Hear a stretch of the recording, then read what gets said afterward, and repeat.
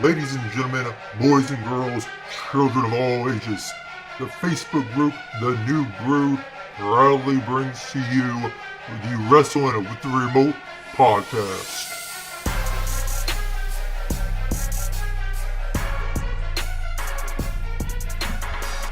Hello everyone and welcome to episode 2 of the Wrestling with the Remote podcast, brought to you by none other than the Facebook group, The New Brood.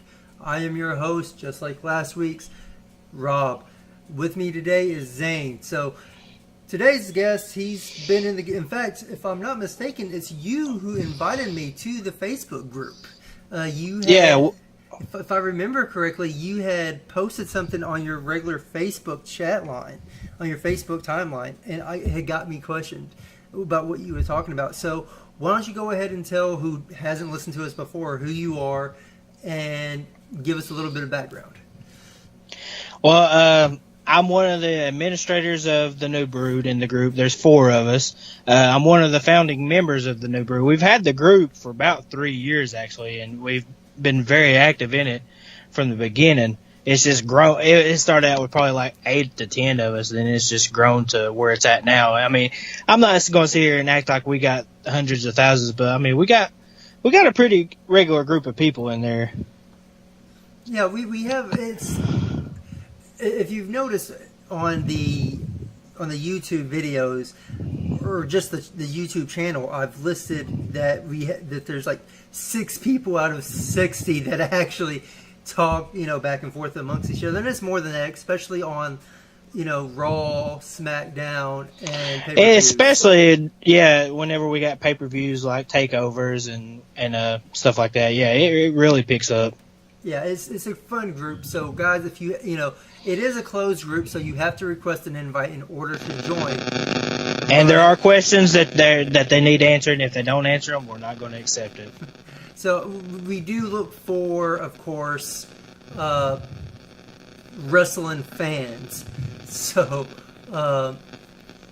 that's pretty much the introduction of Zane.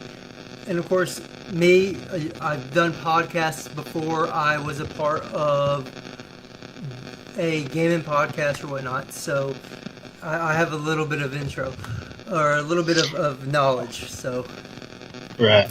This is my very first podcast ever. I've always been a fan of podcasts. I've always listened to like the Chris Jericho show and Stone Cold's podcast. I used to listen whenever I worked at Food City. I'd play those all night on my headphones.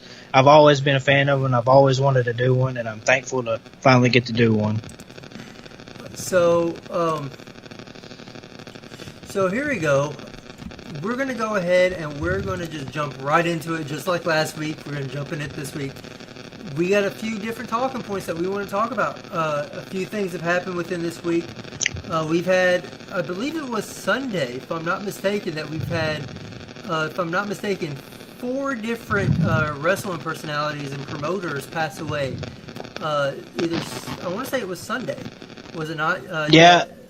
Saturday night into Sunday. I know Nikolai Volkov and Brian Christopher, which was Grandmaster Sexay, is what I'd say the majority of people remember him as.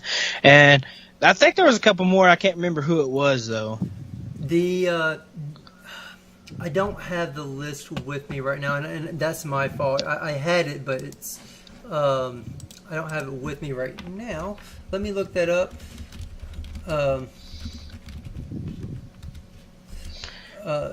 So it was Brian Christopher. Right. Which is probably to me, the most notable was Brian Christopher. I mean, Nikolai Volkov was a big part, but I didn't really watch him that much. He was probably more notable back in the 80s and early 90s, and I didn't start watching until the late 90s. Right. So you do have Brian Christopher. You have, Brian Christopher, when I first started watching wrestling, I didn't, and I really got into it, which was in 97, 98. Brian Christopher was one of the first talents I remember seeing on the roster, simply because of I was always watching the Shotgun show. I was never watching the main events or the main shows such as Raw, SmackDown, or actually it wasn't even SmackDown, it was Raw, because I didn't have cable. I didn't even watch Heat. Right, we didn't have cable either growing up. I remember I'd have to watch I don't think it was called the Shotgun. It was the Saturday morning recap they'd had of that week. Yeah, it might have been called Shotgun. I can't remember. Shotgun, Yeah, we didn't have cable. Shotgun, I believe, if I'm not mistaken, was it was Saturday night. It was what they would show like late Saturday night. But I mean, still. Right. Like I said, and I remember watching him. He was part of Too Much, is what he was part of. He was with Scotty Too Hottie, and eventually they transformed from that to Too Cool. See, that's what I remember from him. I always knew Brian Christopher was Grandmaster Sexay, but I only knew him as Grandmaster Sexay, if you get what I'm saying. Yeah. And he didn't really change, as far as I can tell, from Too Cool or from Too Much to from Too gimmick Cool. wise. Yeah, gimmick wise. So you had Brian Christopher, who died at 46. You had Nikolai pass away. You also had Brickhouse Brown pass away. And you also had the trying to find his name here. And I don't want to say his name wrong, but he was one of Matt and Jeff Hardy's best friends. He was a wrestler, or he did a little bit of wrestling, and then he got really, if I'm not mistaken, really sick, or he had gotten injured and kind of took a back Oh, it was seat that role. guy. I know who you're talking about now. I can't remember his name either. He was on Tough Enough or something, wasn't he? He helped start Omega, and he helped start. He helped Jeff and Matt start Omega, and he was one of their promoters. Right.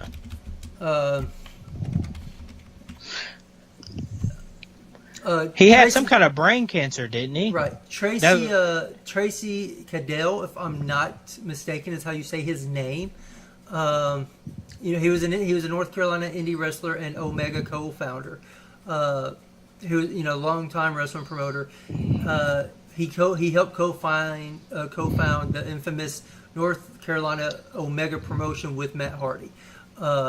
So, over just the span of 24 hours, really, you had 4, at some point in time, players in the wrestling business pass away. And Right.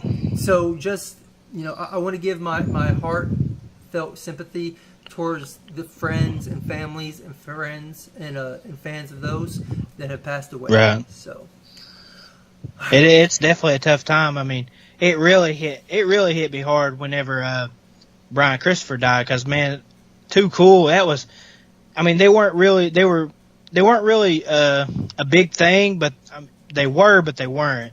right.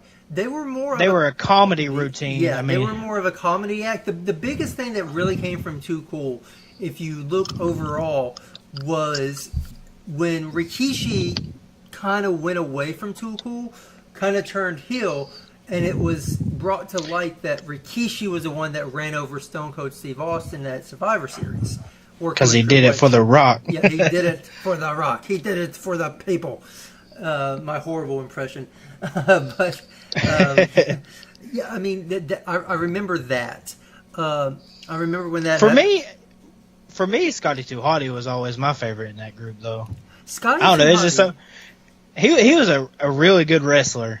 Yeah, Scotty Too Hottie had this vibe about him. Him and the way that he did the worm. He had that right there that stood out. Like, you had Rikishi that did the stink face.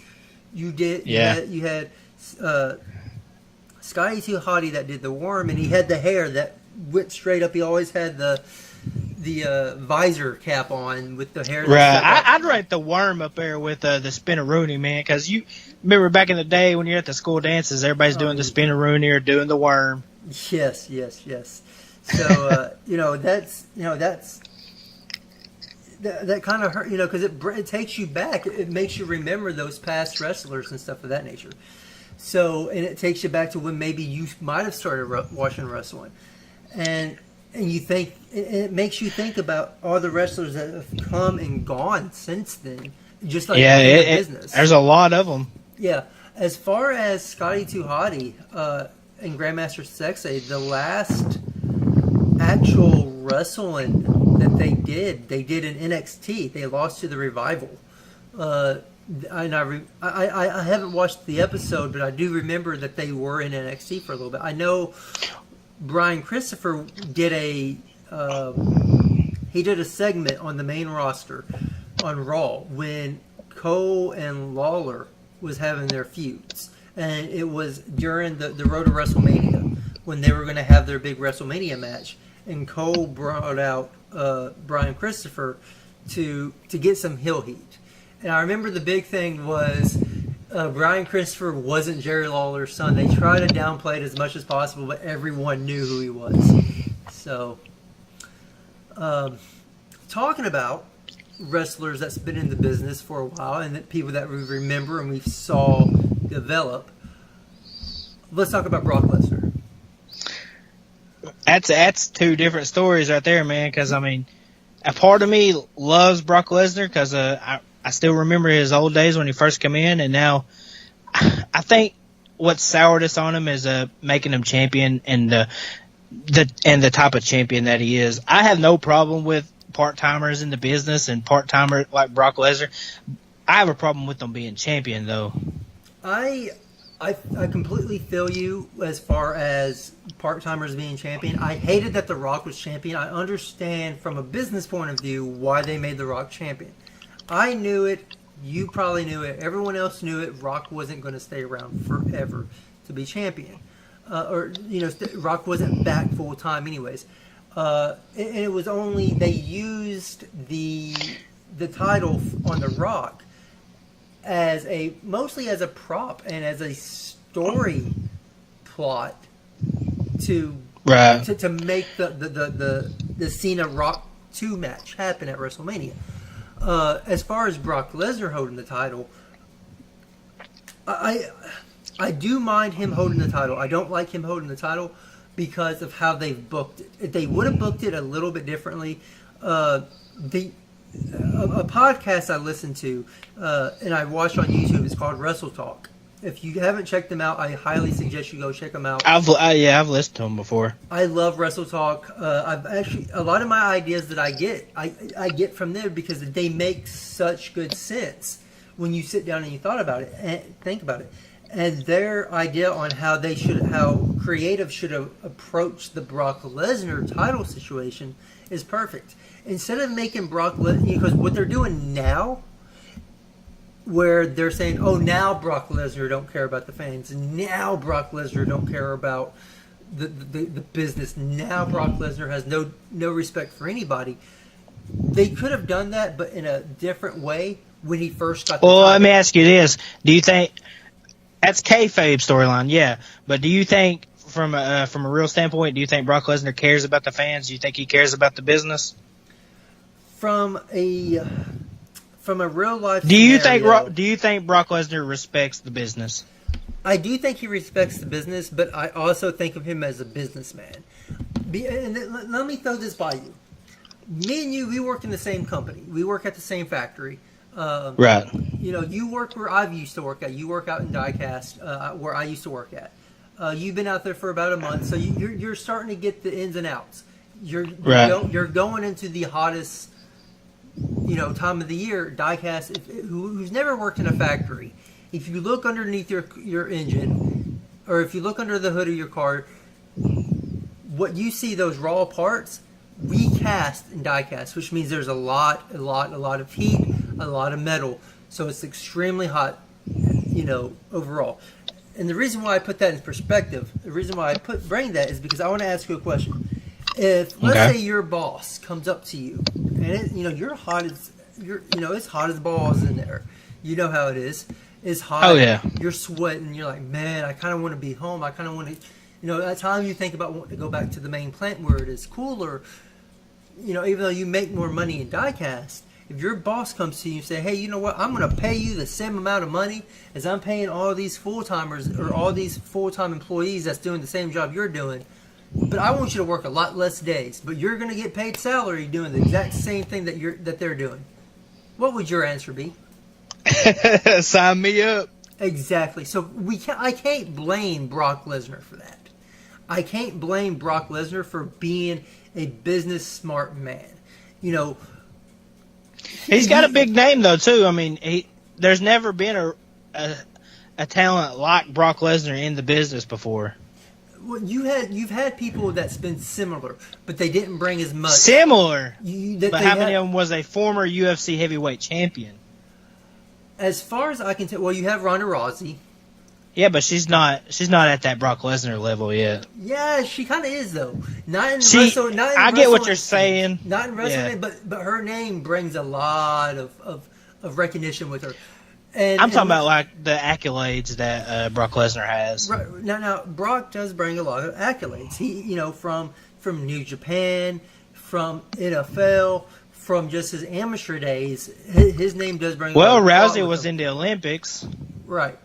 So, but if you go back a little bit further, you have Ken Shamrock, who did what Brock Lesnar is doing. When I say did, let me clarify this. He had the same gimmick as Brock Lesnar, where he was a UFC, not a UFC, but he was an MMA fighter. And I want to point out to the fans that's listening to this, UFC is not a sport. UFC is a promotion. The sport itself is MMA. You have different promotions within the MMA sport. You have UFC, Bellator, and you have a couple of other ones, which the UFC has absorbed into its umbrella, which is how Ronda Rousey got into the UFC, is by them absorbing another company. I don't remember what the company it was. It might have been Bellator. I don't remember, but I'm probably wrong on that. I think it's the WEC, because Bellator is still its own thing. Okay. Which I could be wrong on that. Which I don't want somebody to come back at me later and say, "Oh, you lied," or "You don't know what you're talking about." If I'm not mistaken, Bobby Lashley came from Bellator also. He started in WWE just like Brock Lesnar. He left WWE just like Brock Lesnar. Where Brock Lesnar went to Japan for a little bit, Bobby Lashley didn't. Bobby Lashley trained and went to Bellator. He went to MMA. Then he also was in Impact at the same time. Yeah, he eventually went to Impact later, and he did both. Kind of like Brock Lesnar has done UFC and WWE both. Do you think WWE got the idea from Impact, or? I honestly, so this is to give the fans a little bit of a background or a behind the curtain on what we do. I make a list and I send it out to my guests on talking points. This is not in the talking points, but it is very, very important that we discuss this real fast. I believe that WWE has taken a lot of ideas from TNA. I agree too. And there is no other for the newer viewers of the product. You don't know it, but for us older fans that have been with the product since the Attitude Era, if not a little bit further, we can. You can tell if you've ever been a fan of TNA, Total Nonstop Action, Impact, whatever you want to call it. They used to be a real threat. I mean, they never had the production value, but they had an actual.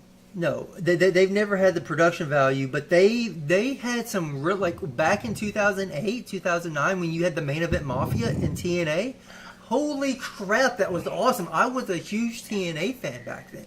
You had a huge stable, and in that stable you had the likes of Kurt Angle, you had Sting, you had Booker T, Scott Steiner, Kevin Nash, Samoa Joe, wasn't he in it? He eventually. I don't ever. I don't think he was in the original incarnation, but no, he wasn't in it. He eventually came into the fold with Taz, but I never felt like he really belonged there because I kind of felt like Main Event Mafia was TNA's version of the NWO because 90% of your wrestlers there came from WWE, so. Or WWF or WCW, but at one point, before they went to WCW or TNA, they were at least in WWF, WWE, except for Sting. Sting was the only one that was not part of that group at that time that came from over.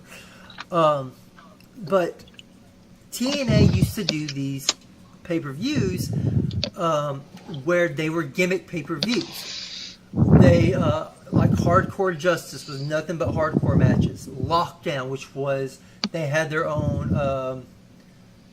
kind of like cage matches, but cell matches at the same time. That's all that card revolved around. But you didn't see that in WWE. You saw events like Unforgiven, No Mercy, Fully Loaded, Armageddon, Vengeance, Backlash, Capital Punishments. You had generic pay-per-view names, which they sounded cool, but right. But the cards were all pretty much similar. So they weren't gimmick. There wasn't really gimmick matches involved on the card unless it was a really heated feud, which when you brought a Hell in a Cell into a feud, or when you brought a cage match, or a no holds barred, or a hardcore, or a Extreme Rules hardcore match rules, or however you want to think about it, into a match for a feud, it made that feud feel more intense, more heated, and you wanted to pay attention to that feud. Now it's like, oh, it's Hell in a Cell. We know we're going to get at least one Hell in a Cell match. Right, yeah. I don't get excited for Hell in a Cell matches and stuff like that like I used to. No, because back in the day, you didn't get a Hell in a Cell every year. You might have got one once every 2 or 3 years. So Hell in a Cell matches were a huge ordeal. Now you get one every year. Just like same with Elimination Chamber, yeah. Exactly. Elimination Chamber, Extreme My Rules, God, I remember when the Elimination Chamber first come out. I do too. It wasn't like SummerSlam. It was during the. It was when Bischoff was the GM. I remember when that. Yeah. Happened. So, but yeah, I do think that WWE does take away a lot from TNA, and they don't give TNA or Impact enough credit for it. They don't give them any credit. But they've started to with the wrestlers. They've started to say, hey, such as Angle and AJ Styles, hey, we got these wrestlers. Here's their awesome matches that if you really want to know what they're capable of, watch these old matches from this other promotion, TNA. They won't call it Impact, they just call it TNA, and they say it's on the GWN, the Global Wrestling Network is what it's under. But back to what we were talking about with Brock Lesnar and how they did with Bobby Lashley and everything. If they would have booked Brock Lesnar as someone that took the title and held the title up for ransom, like, you know what? And I mean, just like come straight out. I mean, let's face it, the internet has exposed the business. Nobody, but kayfabe isn't really alive and well anymore. And if you don't know what kayfabe is, it's like a whole separate world that the wrestlers are supposed to believe, that the wrestlers are supposed to live in. Back in the 80s and early 90s, and even the 70s, kayfabe was huge. It was everything. When you see a wrestler, they're supposed to be acting like they were when you saw them on TV if you see them in real life. You're supposed to believe that's their real personality. Right. Kayfabe is gone. People know that's not who they really are. They all know I don't want to say it's a scripted show, even though it is scripted. You have scripted promos, and you do have a scripted card that this is when the matches will take place. Far in advance, weeks if not months in advance. It's more. Do you think internet started the the death of kayfabe, or you think it just further progressed it? Because I remember, I wasn't alive for this, but I do remember a lot of outrage of back in the 80s, I believe it was, and Hulk Hogan and the Iron Sheik got busted for something together. I think that so kayfabe in and with itself has been a spotty thing, but I do believe the internet did contribute a lot to kayfabe dying. Kayfabe would eventually have died because of just the way that technology progressed and everything like that. Eventually people, I mean, if you really want to get technical with it, you had the curtain Well, Triple call. H said himself, we're in the reality era now. Yeah, you had, well, I mean, if you trace it back, you had the curtain call. That, if you don't know what the curtain call is, look it up on YouTube. It's where Shawn Michaels, Kevin Nash, Scott Hall, Triple H, they all broke character. And they all showed that they were friends. When they were in the ring, they weren't supposed to be friends. And it happened in Madison Square Garden. And what it was it was Nash and Hall's last event before they made the jump to WCW. And it was recorded and posted everywhere. So that was, I believe, the start of the decline of kayfabe. And then of course you had the whole Montreal screw job, and then you went from that to what we have now. So with that being said, if they would have booked Lesnar like, hey, I'm your champion, I have a contract. This is what's in my contract. This is what I am doing. These are how many dates I have. I'm defending this title when I want to. Nobody can take it from me.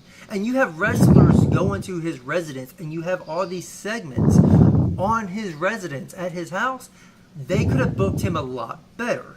And they could have booked the entire situation a lot better instead of over about a year and a half of him holding this title, and he's defended it only a handful of times. Right. Now, the way that they booked him this last week, I mean, you literally had more "We Want Roman" chants coming out of the crowd. I think they were saying we want Strowman. That might have been everything that I've heard. It could have been both, though. There could have been some people saying we want Strowman. There could have been people saying we want Roman.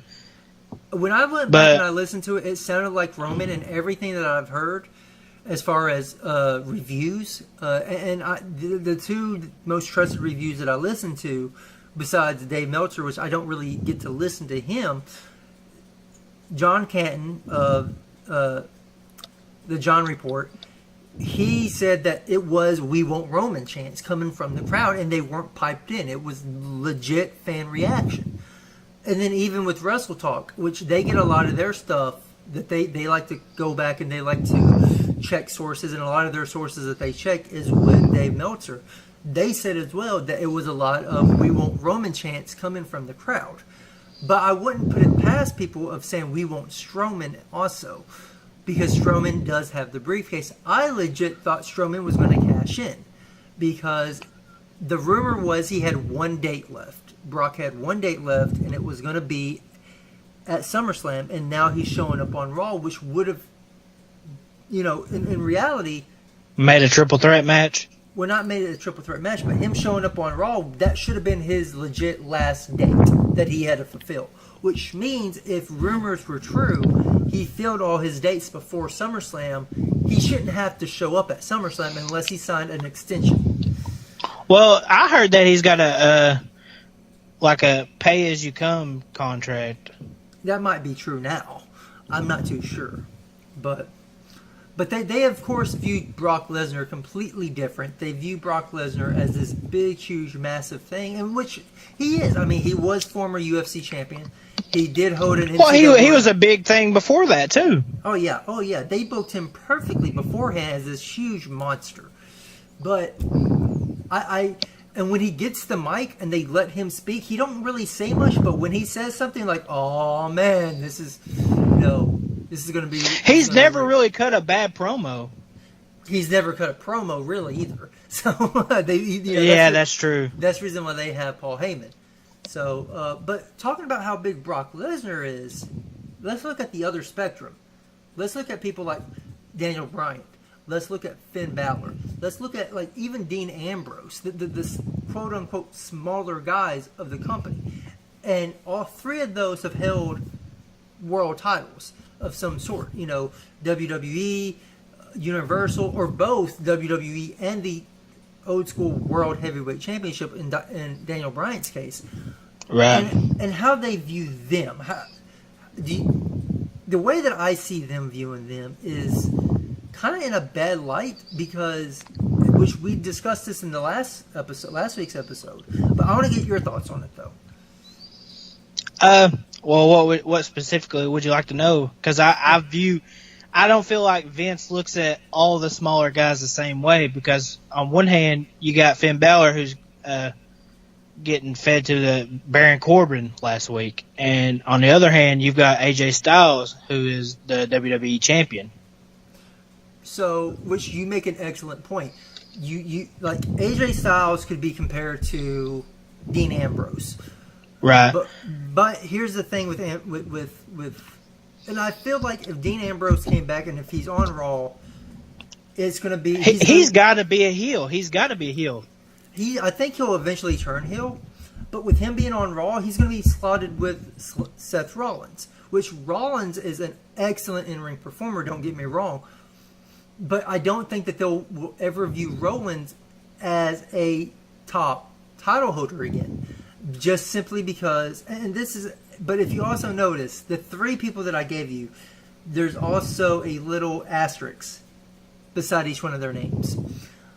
Daniel Bryan had to retire early. Right. He eventually came back out of retirement, but he had to retire early because of concussions. So they view him as as injury prone.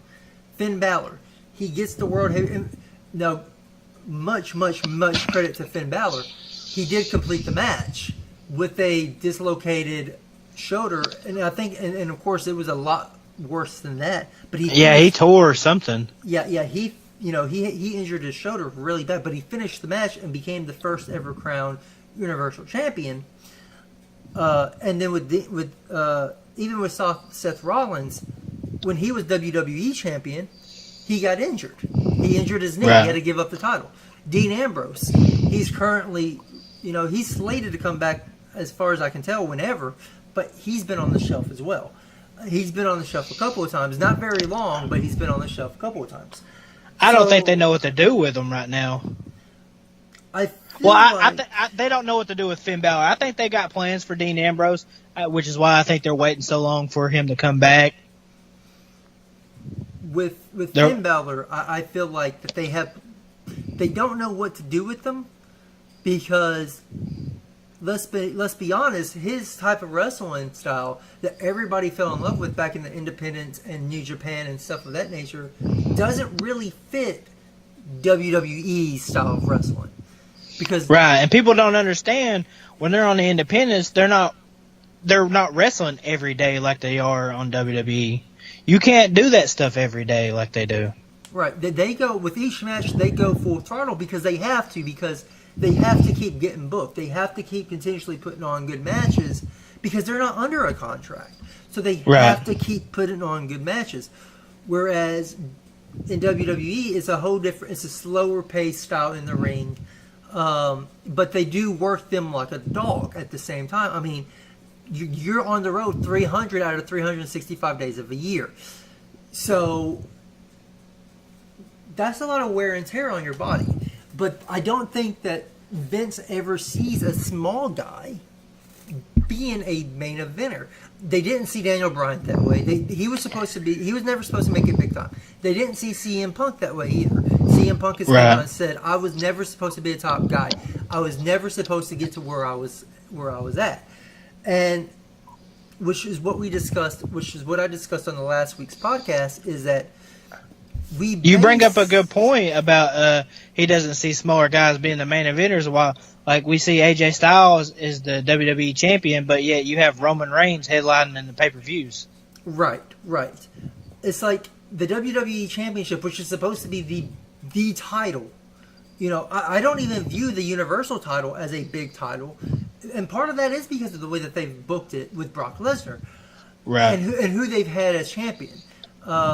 I don't think Kevin Owens did a great job with the title. Kevin Owens is great, don't get me wrong. I just don't think he did the title any favors. And I don't think the title did him any favors. But when you have people like AJ Styles that they've promoted his stuff on another network from another company and heavily promoted it, like they did with Kurt Angle. You know, they have some backing behind AJ Styles. Now, well, he's if arguably the top name in all of wrestling, inside WWE, outside WWE, everything. I wouldn't go that far because whenever you talk about top names in wrestling, period, one of the biggest names that you will always come across, if not the biggest, is Kenny Omega. Or the Young Bucks. I feel like here in America, it's more of a casual fan base, and all they know is WWE. Right. And they're gonna. You'll get more people saying AJ Styles. I'm not saying Kenny Omega is not one of the top wrestlers because he is. He's right up there with AJ Styles. Right. I'm not gonna say one is better than the other because that's another conversation in itself. AJ Styles, if he's not restrained to the WWE match style, is an awesome wrestler. I mean, go back and look at his battles that he had with Samoa Joe and Christopher Daniels in TNA. I mean, and the stuff he did in New Japan. I mean, I've been a AJ Styles fan for a while. I was a fan of his back in TNA when he was doing the X Division stuff back in 2006, 2007, 2008. Yeah, that's whenever I first started watching him too, and he was just phenomenal. No pun intended. Yeah, I just said that without not even thinking about his nickname. Right. But yeah, he was just phenomenal. You know, but to my point, the way that they view the smaller guys, and the reason why until Vince leaves and you get that new mindset, the reason why you will never see smaller guys. You know, while you did it with let's face it, with Austin and with Shawn Michaels, you know, they're not these big, bulky guys. Their charisma was on a whole nother level, though. Exactly. But other than that, you got big, huge, built guys like Triple H, Brock Lesnar, Goldberg. You have these big, jacked MFers, to put it blankly. The reason why you have that is because wrestling is supposed to be entertainment. You're supposed to suspend your belief. You're supposed to believe that you're watching two people really beat the living crap of it out of each other. And they're supposed to be larger than life athletes. And it's supposed to be larger than life in a physical, in a literature, in an actual sense. Not just modern day gladiators. Yeah, that's what they're supposed to be viewed as. And if you're seeing somebody that you would, somebody the size of someone that you would see on the street get into the ring, let's face it, when I first watched Brock Lesnar defeat The Undertaker at WrestleMania 30, I was upset. I am going to legit say I was upset. But the next day I watched it, and I sat back and I thought about it. I'm like, you know what? That makes complete sense. That makes absolutely sense. Everybody's like, well, it should have went to a younger guy, to a new star. No, it shouldn't have. Taker was a established veteran in the business of 20 plus years. He's beaten everybody. Shawn Michaels, Ric Flair, Triple H. He's beaten everybody that's came across him. But the one person that he never did face was a legitimate MMA champion. Before. Well, even back in Brock Lesnar's first run, whenever they had that feud, Undertaker still couldn't beat Brock Lesnar. Right. And that feud never happened at WrestleMania. And exactly. They had been sowing the seeds for a while. So after watching it again, I completely understood exactly where they were coming from on why Brock beat Taker. Because if you think about it from I'm watching a street fight, an actual fight, Brock Lesnar is going to beat this old guy. Not only is he going to beat this old guy, he's going to cripple this old guy. Because Brock Lesnar, he's a former UFC, Ultimate Fighting Championship champion. you know, he had legitimacy behind him.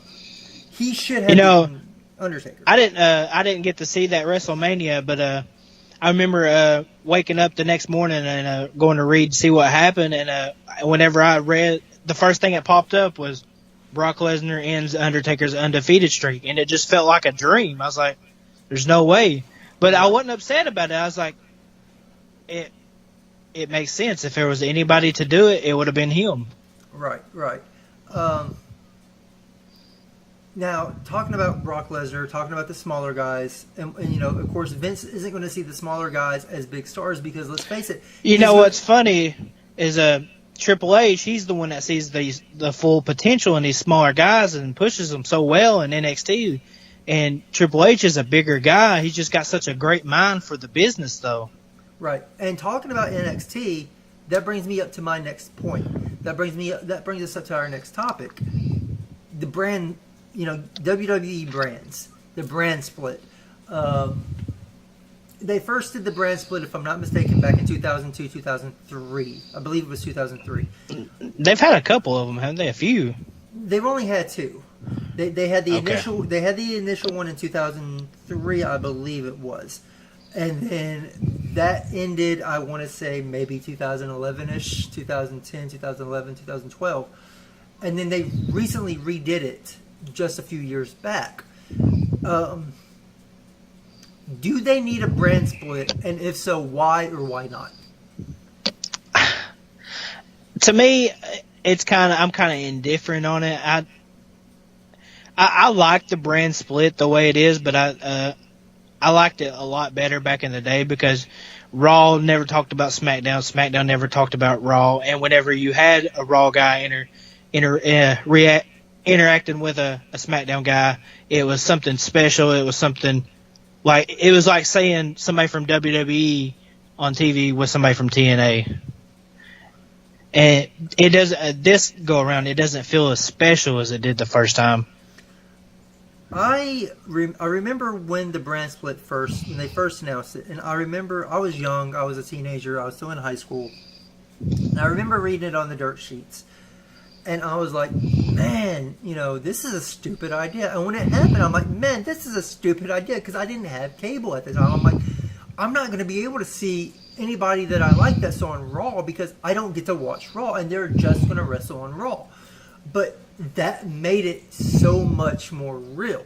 That made the brand split feel so much more special. Like, it really mattered who wrestled on what show, because if you didn't have cable, you wasn't going to get to see Raw superstars.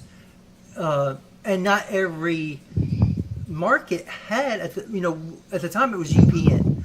Right. Not every market had UPN. So if you didn't have UPN in your market, even though it was a over-the-air broadcast, man, I remember we used to get them rabbit ears and wrestle them everywhere to make sure we get to watch SmackDown, because we didn't have cable either, and that's all we got to watch was SmackDown. Right. So on UPN. So if you didn't get the UPN or whatever that affiliated channel was in your market, then you didn't get to watch SmackDown. So it actually legit felt real.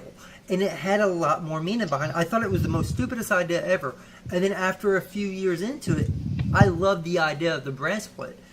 And it made sense because they had a lot of guys still that they picked up from WCW, a lot of guys that they had from ECW. It just made sense because you had all this depth in your roster to just... Well, look at the roster they had back then. They had Undertaker. They had Eddie Guerrero, Kurt Angle, Brock Lesnar. If I'm not mistaken, I think Chris Benoit was on there at first. Yeah, Chris Benoit came in with the Radicals. It was Chris Benoit, Eddie Guerrero, Dean Malenko, and Perry Saturn. They came before WCW folded. I believe it was 2000 that they showed up. They was known as the Radicals. And I remember Eddie Guerrero was part of that storyline with China over the IC title. And Chris Jericho got involved as well. But it felt real. And I remember when Brock Lesnar had just beat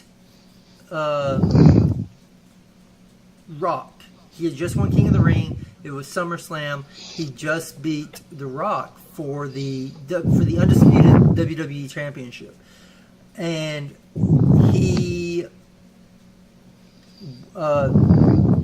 Stephanie had just signed an exclusive contract with Brock Lesnar to only appear on SmackDown, which meant that the title was only going to be on SmackDown. So what Eric Bischoff did in storyline was he introduced the old school WCW Championship as the World Heavyweight Championship on Raw, and he literally handed it to Triple H. But that title felt so important.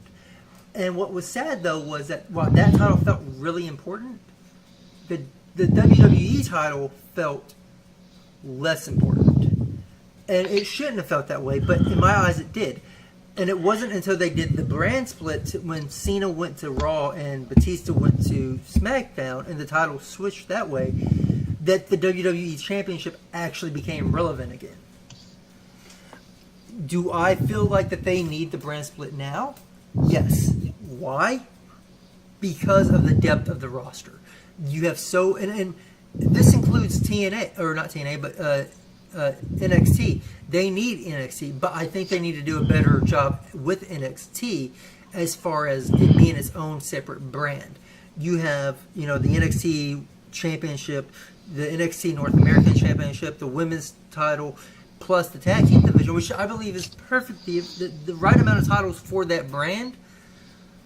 But when you only have an hour to showcase your talent. Yeah, I've been saying for a while now they need to amp that up to an hour and a half or 2 hours, and they need to take an hour away from Raw. I think an hour and a half would be perfect. I think that would be perfect for NXT.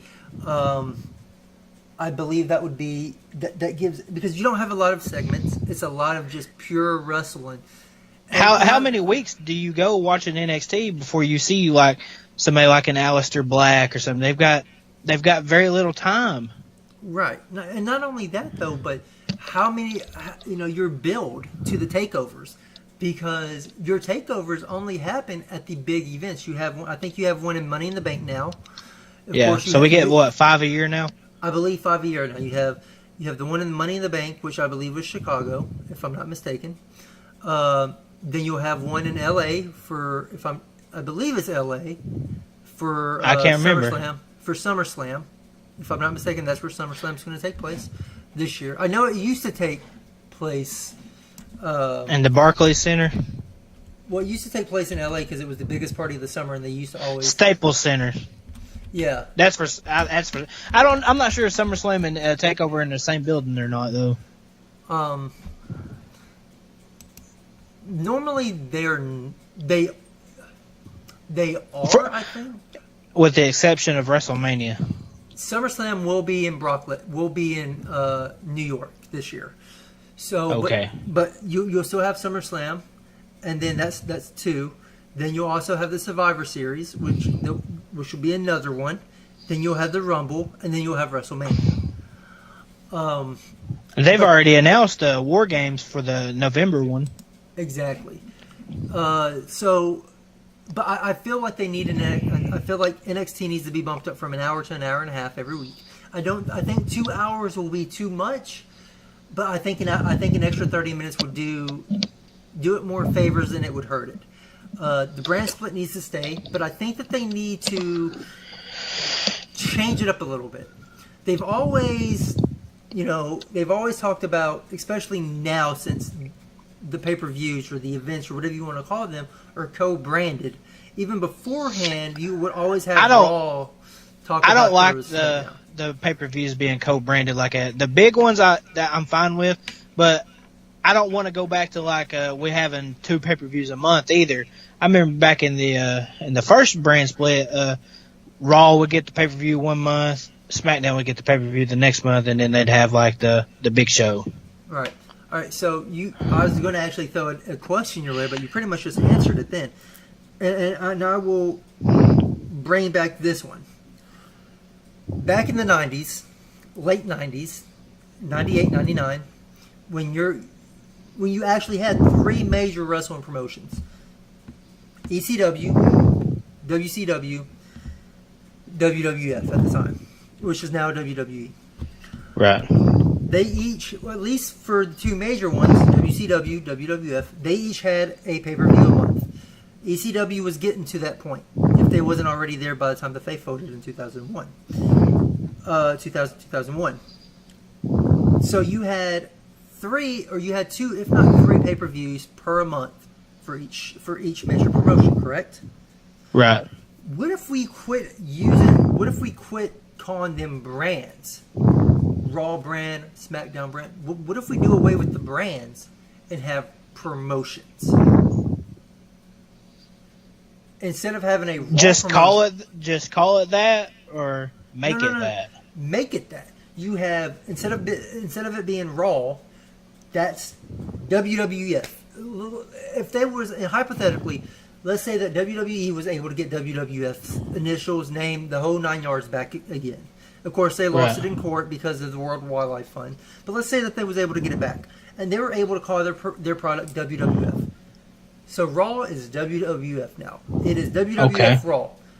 Let's say SmackDown. Scrap the SmackDown name. While it does have some years on it, it's going on 20 years. Let's scrap the name. Let's call it WCW Nitro. WWF is WWF. WCW is WCW. You're talking about the same thing. They're still different brands. They fall under the World Wrestling Entertainment umbrella, as well as NXT. And we'll keep NXT. We'll call it like NXT Velocity or whatever, or NXT Heat. There we go. And that's it. But each brand has its own roster. They don't acknowledge the other rosters at all. They don't acknowledge its champions. Back in the day when you had this, you only had WCW Nitro, you only had WWF Raw, and you had ECW Extreme Television, which aired on Friday nights on TNN. You had one show per week. But if you didn't choose like the Saturday show, your main show, which was Raw or Nitro, and you had that promote 4 weeks to an event, you still had 2 to 3 major events at the end of the month. Right. But you was only able to promote that event once a week with your major show. Everybody loved that idea. That was a great concept. You literally had fans fighting over which show to view. Why wouldn't it work in this day and age? Why is that not a good idea? I'm not so sure it's not a good idea. I just don't know if they would want to go through all that just to do that. Now, granted, you do have a lot of production value that would go into adding an extra show a month. And I'm not saying let's do it for NXT as well. Have a show every month for NXT. I'm not saying that at all. But why not view each brand as a promotion? I think that would be great. And with the promotion, they have their own events, and they have their own events each month, except for the big ones. Money in the Bank, SummerSlam, Survivor Series, Royal Rumble, and WrestleMania. And those are the only times we actually see those rosters interact with one another.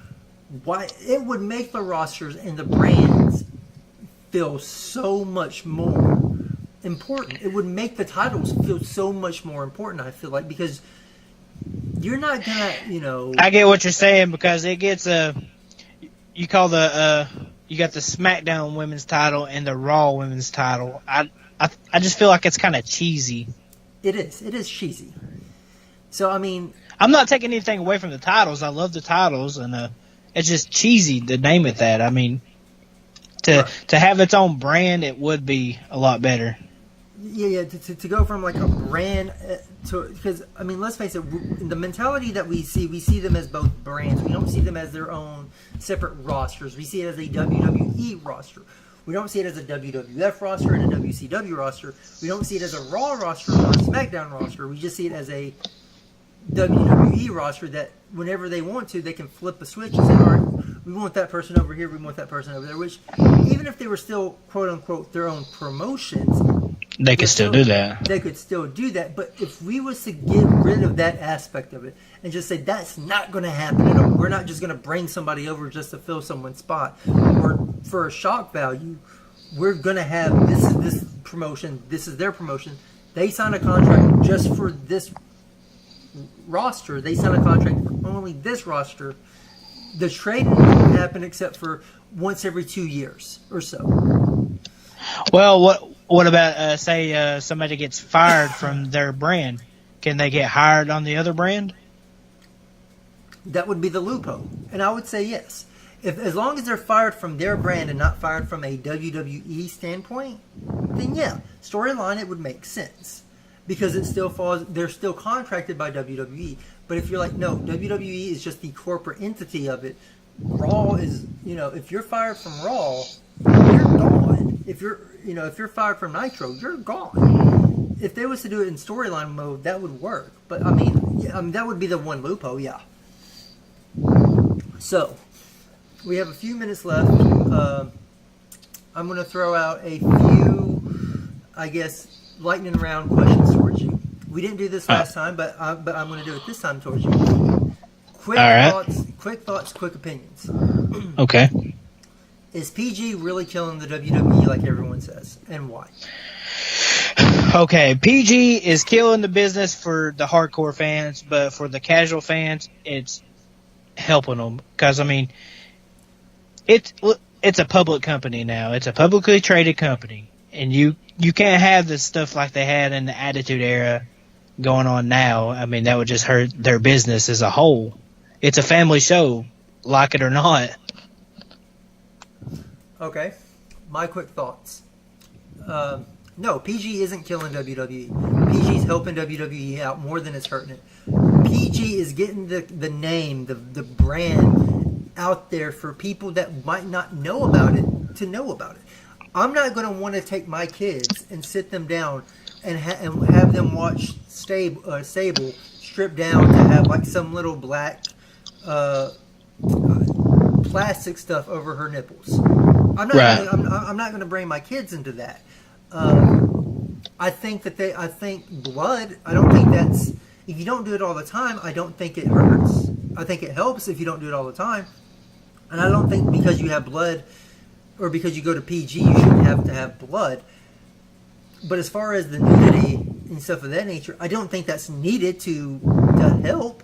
You can still have the same storylines in PG that you're having in PG-14. Blood can still happen. We've seen it over and over and over again in the PG era where people get busted open the hard way. So that's not really being taken away through PG. Because if wrestlers really want to get hurt, I mean, Vince did it. Vince cut himself and then got makeup put over it. So when Kevin Owens headbutted him on SmackDown that time, it busted him open. I mean, it's still there, even with PG. Right. So I don't see PG as killing WWE. I don't see why everyone's like, oh, we want PG because it's going to bring back better storylines. You can have the same storylines in PG as you was having in PG-14. Storylines isn't going to matter. I mean, do you really want to go back to Katie Vick? God, no. There you go. Katie Vick, PG-14. There you go. Well, a lot of people, they want to go back to that smash mouth, almost too edgy type.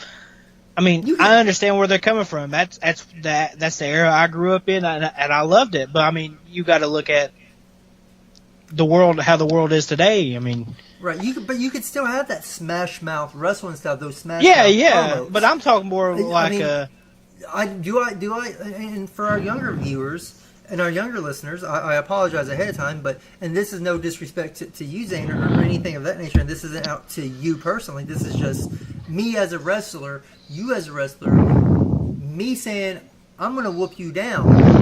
I'm going to beat you into the mat. I can say that, but do I really need to say, I'm going to beat your effing ass all over the place? Do I really need to say that to get my point across? No, not really. Okay, then. There is I'm agreeing with you.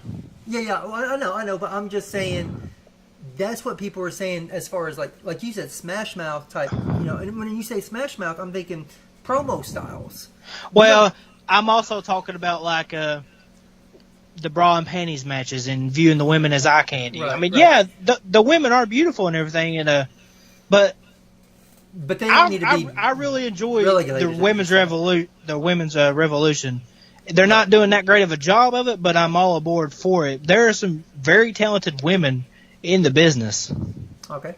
They're more than just eye candy. We don't have to have the bra and panties matches. All right. One final question before we cut it off. NWO, is it coming back to WWE? Can it happen? Should it happen?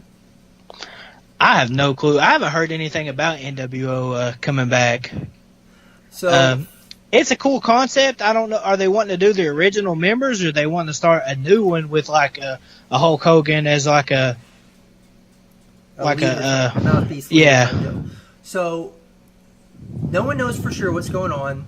Hogan has been doing some cell phone promos, some social media cell phone promos, but a lot of them here as of late has had an NWO type feel to them because the videos have been breaking up. They've been going black and white. They have the NWO logos going through them. They have the For Life going through them. You can find them online if you really want to look for them. So people are speculating that NWO is coming back, especially now that WWE has brought Hogan back, at least into the Hall of Fame, anyways. That the NWO is going to come back. Should it come? Can it come back? Sure, anything can happen. If they want to bring, oh yeah, I mean, if they want to bring back the Radicals, even though Perry Saturn, the only person that's still even around WWE is Dean Malenko, and he works in the back as far as I know. If they wanted to bring back the Radicals, they can. They can bring that. They're not going to, of course, because of it's tied to Chris Benoit and whatnot. But or D-Generation X. You don't. How many times have they came back? Right. Well, and we had NWO come back at WrestleMania a few years ago.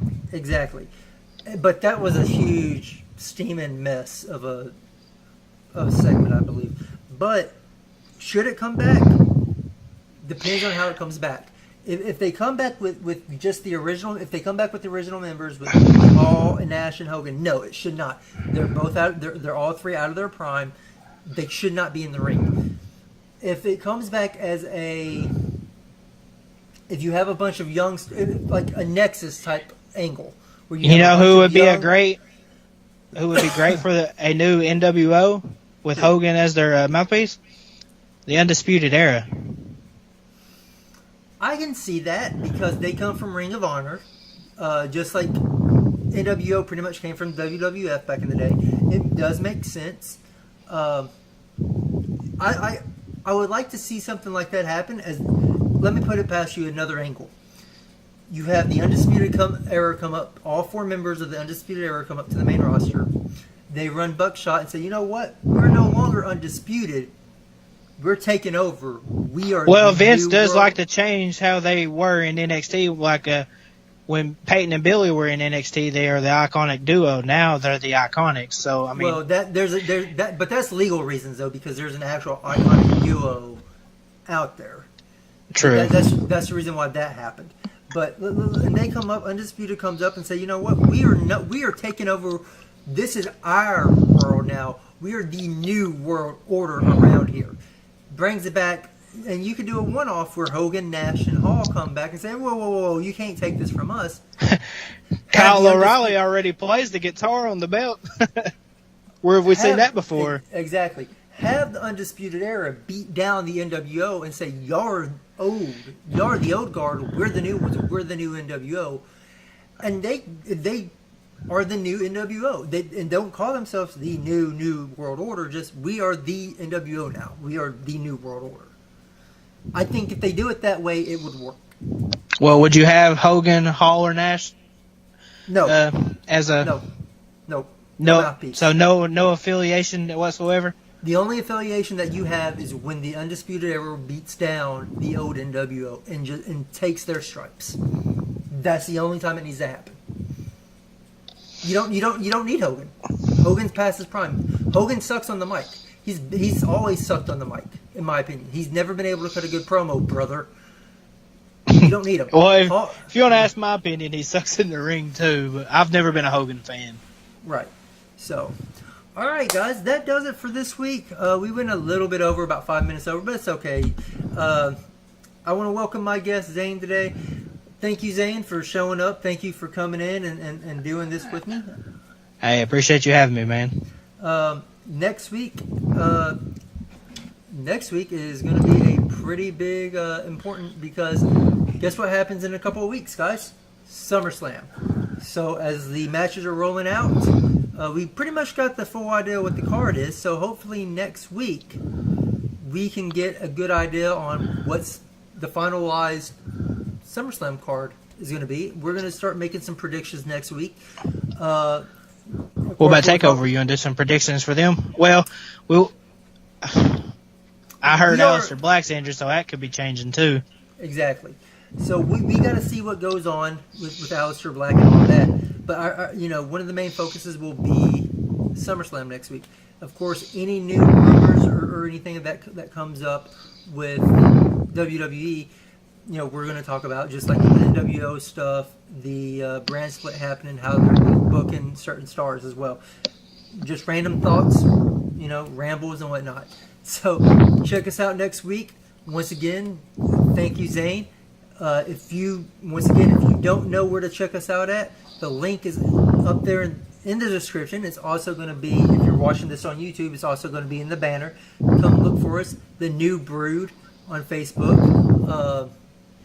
It has, the banner picture says All In, so, which the banner picture changes all the time, so. Yeah, we just recently got an official name. Yeah, just because it changed like almost every pay-per-view. And as far as we know, it could change. Heck, it could change after this comes up. We might put the YouTube banner on top for our new banner, the wrestling with the remote banner. That wouldn't be a bad idea.